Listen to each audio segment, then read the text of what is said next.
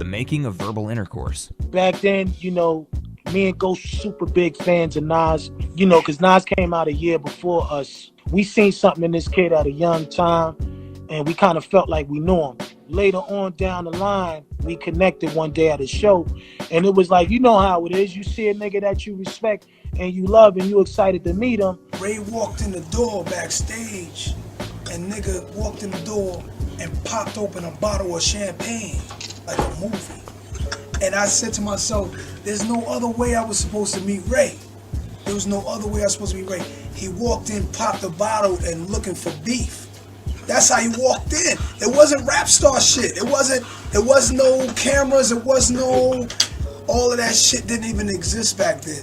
Me and him got cool, yo, exchanged numbers. He came to my hood, I came to his hood, and one thing led to another. We became close and shit. And the next thing you know, I told him, said, yo, nigga, you know, me and Ghost is gonna handle this album with the clan, but I don't really want no features, but the only feature I want is you, nigga.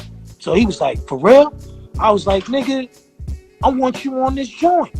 You know what I'm saying? So I didn't know exactly what joint it was gonna be yet, but at the end of the day, I knew that we was gonna carve something out special for him to make his appearance. So I invited him.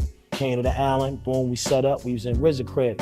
You know what I'm saying? Next thing you know, he just up in there vibing. RZA's on his RZA. I think at first Ray was like, I want you on the investigative reports. Yeah. You know what I'm saying? And I was like, yo, the beat was running. That too, you know, you did a verse for investigative reports. It's kind of lost into the templates of time, but he did verse for investigative reports first, and then we switched it to verbal intercourse. Now we hear the verbal intercourse beat. He was with it, but he ain't know what rhyme to spit. So he was just throwing different occasional rhymes and all of that. The next thing you know, I heard that through the lights, cameras, and action, and I was automatically like, stop.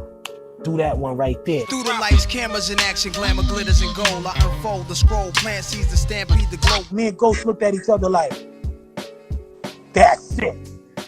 Looked at Nas, that's it. So he stopped. And then he looked at it and said, yo, y'all like that shit? He was like, we love that shit. That's it.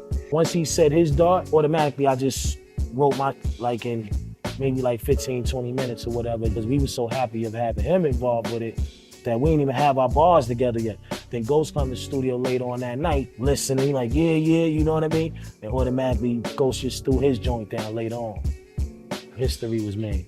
And I was like, yo, this joint is special. Like this joint right here on the classic Cuban Linx album. So I always felt like it was a family thing, you know, like my cousins from over there. If you love music, check out the music-inspired t-shirt at k2store.com.